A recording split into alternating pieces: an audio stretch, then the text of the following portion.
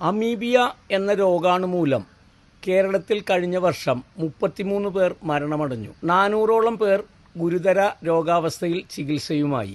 ഈ പ്രശ്നപരിഹാരത്തിന് ആരംഭിച്ച super chlorination പദ്ധതി ഏകദേശം 10 മണിക്കൂർ നേരം സമ്പൂർണ്ണ വിജയമാണ്. അതുകഴിഞ്ഞാൽ സമ്പൂർണ്ണ പരാജയവുമാണ്. ജനത്തിൻ്റെ ആരോഗ്യത്തിന് വളരെ ഹാനികരമാണ്. ശാസ്ത്രീയമായ വിവരങ്ങൾ പ്രതിപാദിക്കുന്നത് നിങ്ങൾ എല്ലാവരും സശ്രദ്ധം കേൾക്കുക, കാണുക.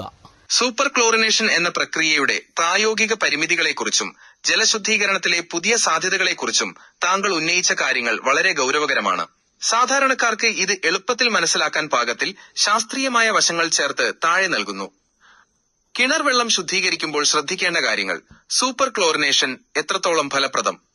നമ്മുടെ കിണറുകളിൽ ബ്ലീച്ചിംഗ് പൗഡർ ഉപയോഗിച്ച് നടത്തുന്ന സൂപ്പർ ക്ലോറിനേഷൻ യഥാർത്ഥത്തിൽ ഒരു താൽക്കാലിക പരിഹാരം മാത്രമാണ്. ഇതിന്റെ ശാസ്ത്രീയമായ പോരായ്മകളും ആരോഗ്യ പ്രശ്നങ്ങളും താഴെ പറയുന്നവയാണ്. 1. ക്ലോറിൻ വാതകത്തിന്റെ അസ്ഥിരത. ക്ലോറിൻ ഒരു വാതകമാണ്. വെള്ളത്തിൽ ലയിച്ചു ചേർന്നാലും വളരെ വേഗത്തിൽ അത് അന്തരീക്ഷത്തിലേക്ക് ബാഷ്പീകരിച്ചു പോകും. അതായത് ഇന്ന് കിണറിലൊഴിക്കുന്ന ക്ലോറിൻ നാളെ ആകുമ്പോഴേക്കും അതിന്റെ ഗുണം പകുതിയിലധികം നഷ്ടപ്പെട്ടിട്ടുണ്ടാകും. ഒരു ബഫർ സ്റ്റോക്കായി ഇതിനെ ജലത്തിൽ നിലനിർത്താൻ കഴിയില്ല. 2. ആന്റിബയോട്ടിക് റെസിസ്റ്റൻസ് പോലെ മാരകമായ ക്ലോറിൻ റെസിസ്റ്റൻസ്. ഇതാണ് ഏറ്റവും വലിയ അപകടം. സൂപ്പർ ക്ലോറിനേഷൻ കഴിഞ്ഞ് ഏതാനും മണിക്കൂറുകൾക്കുള്ളിൽ വെള്ളത്തിലെ ക്ലോറിന്റെ അളവ് കുറയുന്നു. ഈ സമയത്ത് കിണറിലേക്ക് പുതുതായി എത്തുന്ന രോഗാണുക്കൾ വെള്ളത്തിലുള്ള നേരിയ അളവിലുള്ള ക്ലോറിനുമായി പൊരുത്തപ്പെടുന്നു. അപകടം. ബാക്ടീരിയകൾ ക്ലോറിനെ പ്രതിരോധിക്കാനുള്ള ശേഷി റെസിസ്റ്റൻസ് ആർജിക്കുന്നു.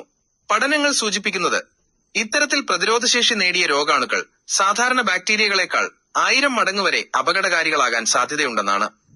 3. ജലത്തിന്റെ അളവും മലിനീകരണവും.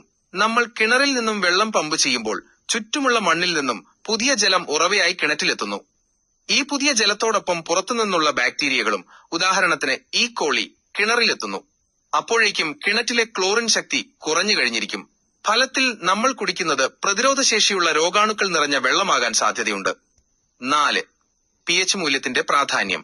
ജലത്തിന്റെ അമ്ല ക്ഷാര സ്വഭാവം, പൊട്ടൻഷ്യൽ ഓഫ് ഹൈഡ്രജൻ ആരോഗ്യത്തിൽ പ്രധാനമാണ്. സാധാരണയായി ബ്ലീച്ചിംഗ് പൗഡർ ഉപയോഗിക്കുമ്പോൾ pH മൂല്യത്തിൽ ശാശ്വതമായ മാറ്റം ഉണ്ടാകുന്നില്ല. പുതിയ ബദൽ സർഫസ് മോർഫോളജി സാങ്കേതിക വിദ്യ, സർഫേസ് മോർഫോളജി ടെക്നോളജി.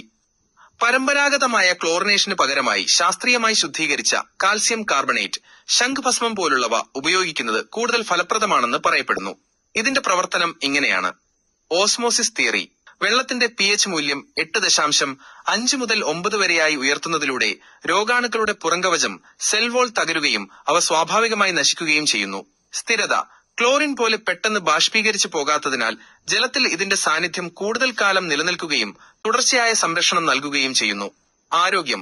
രാസവസ്തുക്കളുടെ അമിത സാന്നിധ്യം ഇല്ലാത്തതിനാൽ ഇത് ആരോഗ്യത്തിന് കൂടുതൽ സുരക്ഷിതമാണ്. ചുരുക്കത്തിൽ സൂപ്പർ ക്ലോറിനേഷൻ ഒരു അടിയന്തര ഘട്ടത്തിൽ മാത്രം ചെയ്യാവുന്ന ഒന്നാണ്. എന്നാൽ സ്ഥിരമായ ശുദ്ധീകരണത്തിന് ശാസ്ത്രീയമായ ബദലുകൾ തേടുന്നത് ആരോഗ്യത്തിന് ഉത്തമമാണ്. ഈ വിഷയത്തിൽ കൂടുതൽ സാങ്കേതിക വിവരങ്ങൾക്കോ സംശയങ്ങൾക്കോ ബന്ധപ്പെടാവുന്നതാണ്.